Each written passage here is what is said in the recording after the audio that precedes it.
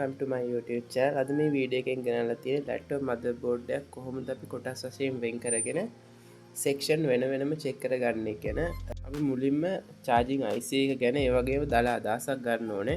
අපි schematic එකක් අරගෙන බලමු කොහොමද මේක අපි compare කරලා බලන්නේ. ඒ වගේම කොහොමද අපි හරියටම charging IC එකක් මොන වගේද වැඩ කරන්නේ කියන එක බලමු. අපි මේකේ අපිට motherboard එක අපිට මේ වගේ තමයි බලා ගන්න හම්බෙන්නේ.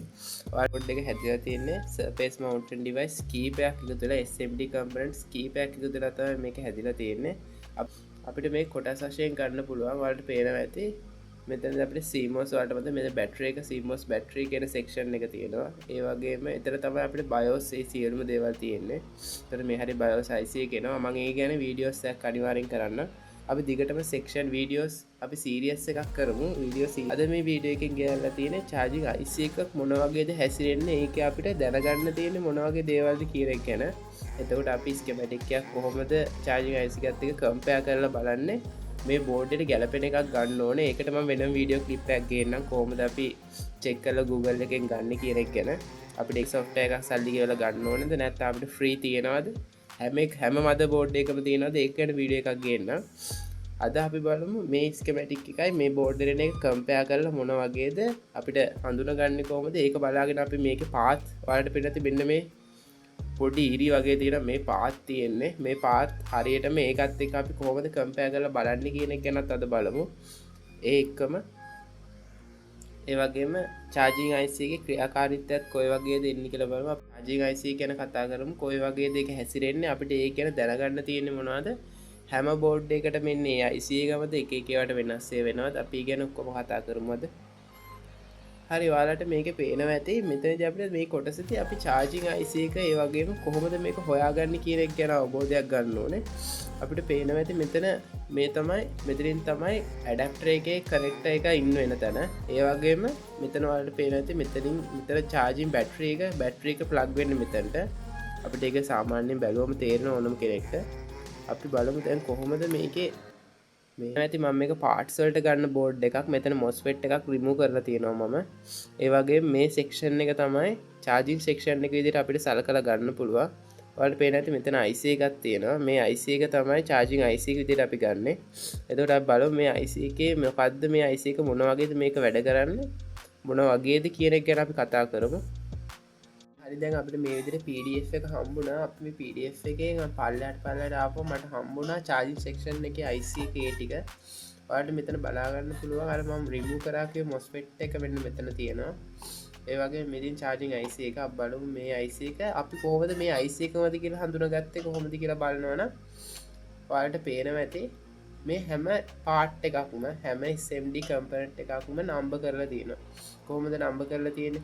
number කරලා තියෙන්නේ මේක ඔයාලට පේනද මේ IC එක PU2 කියලා සඳහන් වෙලා තියෙනවා.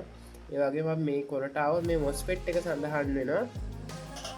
මොකක් කියලා සඳහන් වෙන්නේ? මෙතන PQ7 කියලා සඳහන් වෙනවා. අපි බලමු දැන් මේ විදිහටම තියෙනවද කියලා board එකේ. අපි දැන් මේ ඉස්සෙල්ලාම අපි මේ හැම දෙයකටම කලින් අපි මුලින්ම බලමු මෙන්න මේ IC එකේ මේ charging IC එකේ මොනවද මේ දැන් තියෙන features මොනවද තියෙන්නේ මේකේ functions කීපයක් තියෙනවා මේ IC එකේ. අපි බලමු මොනවද මේ function කියන එක ගැන. IC එකේ functions කීපයක් තියෙනවා. ඒ කියන්නේ main function කීපයක් තියෙනවා. එතකොට මේ IC එකේ අපිට බලා ගන්න පුළුවන් adapter detection කියලා කොටසක් එනවා. ඒ කියන්නේ adapter එකෙන් අපිට pin එකක් එනවා මේ IC එකට ACDET pin කියලා. මේ pin එක හරහා තමයි අපි adapter එක connect කරාද කියන එක හඳුනාගන්නේ. හරිද? හරි ඒ වගේම අපිට බලා ගන්න පුළුවන් ඔය DCDEP කියන pin එක වගේම අපිට charging control කියන function එකත් මේකේ සඳහන් කරලා තියෙනවා. ඒ කියන්නේ battery charging current එක signal එකත් අපි මේක හරහා අපිට ගන්න පුළුවන්. ඒ වගේම charging voltage එකේ control එකත් අපිට මේක හරහා control කරන්න පුළුවන්. ඒ කියන්නේ current එක වගේම charging voltage එකත් මේකෙන් control කරන්න පුළුවන් අපිට. ඒ වගේම තව function එකක් ඇවිල්ලා තියෙනවා power path management කියලා. ඔතනදි කියලා තියෙන්නේ power system එක වගේම battery power එක හැම එකක්ම මෙතනදී අපිට බලා ගන්න පුළුවන්. charging path එක ගැන explain කරනවා නම් අපිට මුලින්ම ගත්තොත් එහෙම ඇඩැප්ටර් එක හරහා MOSFET එකට යනවා. MOSFET හරහා අපි නිකන් සරලව ගත්තොත් MOSFET හරහා charging IC බැටරි කියලා ඊට පස්සේ අපේ system එකට යන්නේ.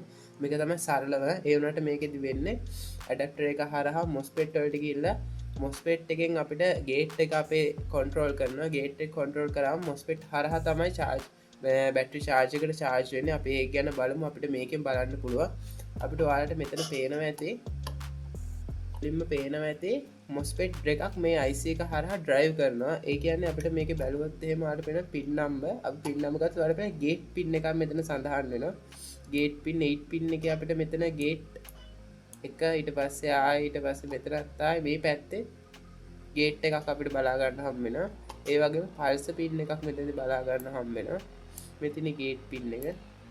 එතකොට pulse pin එක බලන්න අපිට අපි මේ gate pin එක හරහා මෙහෙම ගියොත් එහෙම අපිට වලට මෙන්න මේ MOSFET එක මෙන්න මේ MOSFET එක මෙතන MOSFET එක මේ MOSFET එකේ ඔයාලට පේන ඇති pin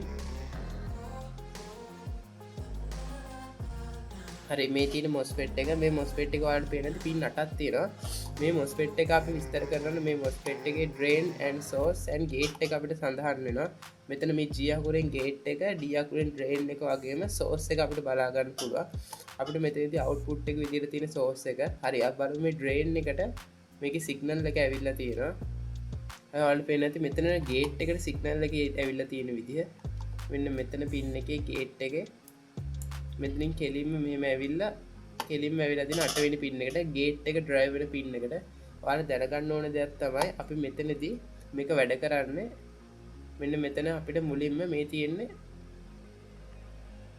අපිට මේ උඩින් බලා ගන්න පුළුවන් 19 volt input වෙන තැන අපිට මෙන්න මෙතන කොනේ තියෙන 9 volt input එක එතකොට අපි මේක හරහා කෙලින්ම මේ විදිහට ඇවිල්ලා මෙතනදී කෙලින්ම එන්නේ MOSFET එකට MOSFET එකේ drain එකට එනවා drain එකේ මේ 19 volt මෙතන නතර වෙනවා ඉතින් කොහෙටවත් යන්නේ නැහැ එතකොට ඊට පස්සේ අපි මෙතන ඉඳන් මේ gate එකට මේ IC එකට signal එකක් යනවා IC එක හරහා gate pulse එක ආවට පස්සේ තමයි මෙන්න මේ source එක හරහා output එකක් එන්නේ හරි ඔයාලට ඒක තේරෙනවා ඇති අපි බලමු ඒක ගැන එතකොට gate එකෙන් signal එකක් ආවට පස්සේ තමයි source එක හරහා output එකක් එන්නේ ඒ වගේම තමයි මේකේ අනිත් පැත්තත් ඒ විදිහටමයි වෙන්නේ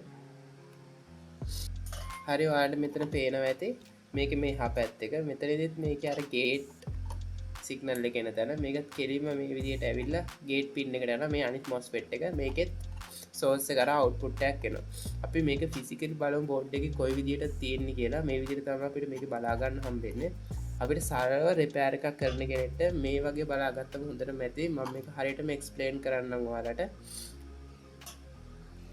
හරි අපි දැන් ගත්තොත් මේකෙදි ඔයාලට පේනවා ඇති මේ section එකේදී කොමින්න සරලව ඔයාලට ගන්නවා නම් මෙතන මේ පේනවනේ මෙතන තමයි ඉන්පුට් එන්නේ අපිට මෙතන 20 volt මෙතන ඉන්පුට් එක එනවා එතකොට මෙතනදී ඔයාලට පේනවා ඇති මේ තියෙන පළවෙනි MOSFET එක අපිට මේ විතර ගත්තොත් මෙන්න මෙතනට 19 volt එනවා 19 volt ඇවිල්ලා ඉවර වෙලා මෙන්න මෙතන ඔයාලට පේනවා ඇති gate pin එක තියෙනවා මේ IC එකේ මේ තියෙන්නේ මොකක්ද අර ඉස්සරලා data sheet එකේ තිබ්බ විදිහට මේ තියෙන්නේ drain එක මේ තියෙන්නේ source එක එතකොට මේ තියෙන්නේ drain එක මෙතන තියෙන්නේ ඒ වගේම මෙතන gate pin එක එනවා ඒ වගේම මෙතන අනිත් IC එකේ මෙතන drain එක output එක මෙතන source එක විදිහට තියෙන්නේ ඊට පස්සේ තමයි ඔයාලට පේනවා ඇති මෙතන මේ fuse එකක් එනවා මෙතනින් තමයි කෙලින්ම output එක එන්නේ මෙන්න මේ දෙන්නව drive කරන්නේ මෙන්න මෙයා තමයි මෙයාගේ signal ඇවිල්ලා අපි අර data sheet එක කතා කරපු විදිහට තමයි වැඩ කරන්නේ සරලව මේ section එක ඔයාලගෙන පිළිබඳව ඔයාලට idea එකක් තියෙනවා නම් මේක repair එකක් කරගන්න පුළුවන් ගොඩාක් දුරට no power issues එනවා මේකෙදී ඔයාලට මේ MOSFET එක check කරන්න පුළුවන් ඒ වගේම RAM section එක තියෙනවා RAM section එකේ issue එකක් ආවමත් ගොඩාක් දුරට RAM section එකේ capacitors එනවා minor capacitors පොඩි ඒවා SMD components ඒවා damage වුණාට පස්සේ ඔයාලට මේ section එකේ ඉඳන් මෙතනින් voltage එක මෙයා protect කරලා ඒ කියන්නේ protect වෙන්නේ අර protect අර මම කිව්ව feature එක තියෙනවා function එක ඒ function එකේදී මෙයා protect කරනවා protect කරාට පස්සේ මෙතනින් supply එක ගලන්නේ නැහැ මොකද over current එකක් යන හින්දා over current එකක් ගියාම voltage එක බිඳුව වෙනවා එතකොට heat වෙනවා heat එකදී මෙතනින් නවත්තනවා එතකොට මේ එක component එකක් overheat වෙනවා මේ මොස්ෆෙට් එක වෙන්න පුළුවන්, මේ මොස්ෆෙට් එක වෙන්න පුළුවන්. එතකොට ඒ වගේ තමයි මෙතනදී යන්නේ. හරි අපි බැලුවොත් එහෙම ඔයාලට පේනවා ඇති මෙතනින් කෙලින්ම බැටරි පින් එකට යනවා මෙතනට. මෙන්න මෙතනට චාර්ජින් මේ සෙක්ෂන් එක එකට වැඩ කරන්නේ මේ විදිහට තමයි යන්නේ. අපිට දාලා අදහසක් ගන්න පුළුවන් data sheet එකකින්. එතකොට ඔයාලට පේනවා මේ හැම කම්පොනන්ට් එකක්ම නම් කරලා තියෙනවා. එතන මේක නම් කරලා තියෙනවා ඔයාලට පේනවා PD කියලා. එතකොට මේ ඩයෝඩ් එක අපි හොයා ගන්නවා නම් අර විදිහට data sheet එක බලලා එතනදී අපි සඳහන් වෙනවා DP202 කියලා. එතන ඒක බලලා අපිට මේ පාත් එක හරියටම හොයා ගන්න පුළුවන්. ඊළඟට මම වීඩියෝ එකක් අරන් එන්නම් කොහොමද කියලා. ඊළඟ සෙක්ෂන් එක මම අරන් එන්නම් ඔයාලට කොහොම මේ වීඩියෝ එකේ මොන හරි දෙයක් ඉගෙන ගත්තා නම් අනිවාර්යයෙන්ම channel එකට like එකක් දාන්න. ඒ වගේම අපි දිගටම අපිත් එක්ක එකතු වෙලා ඉන්න. හරියටම ඔයාලට දිගටම වීඩියෝස් අප්ලෝඩ් කරනවා. මේකේ සීරියස් එකක් ඉස්සරහට අරන් එන්නම් අනිවාර්යයෙන්ම. ඒ වගේම අන්බොක්සින් වීඩියෝ, ඒ වගේම අපි කම්පැනිස් වලට විසිට් කරනවා. ඒ වගේම vlog videos අපි මේකට අප්ලෝඩ් කරනවා. ඔයාලට බලා ගන්න පුළුවන් කොයි වගේද මැනේජ්මන්ට් එකක් වෙන්නේ අපි කම්පැනි එකට ගිහිල්ලා වැඩ ටික කොහොමද වෙන්නේ කියන එක ගැන. ඒ දේවල් අපි ඉස්සරහට අරන් එන්න. එහෙනම් thank you.